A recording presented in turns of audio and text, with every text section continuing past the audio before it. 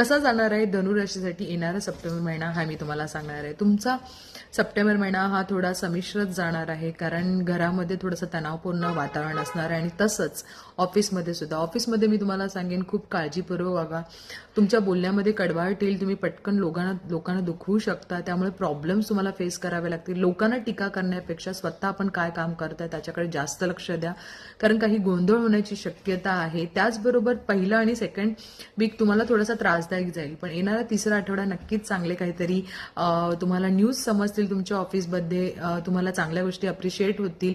व्यवसायामध्ये सुद्धा चांगल्या गोष्टी होतील, व्यवसायामध्ये चांगल्या ऑपॉर्च्युनिटी येतील, पण थर्ड वीकमध्ये होणार आहे. त्यामुळे येणारे 2 वीक हे खूप समंजस आणि शांतपणे राहा.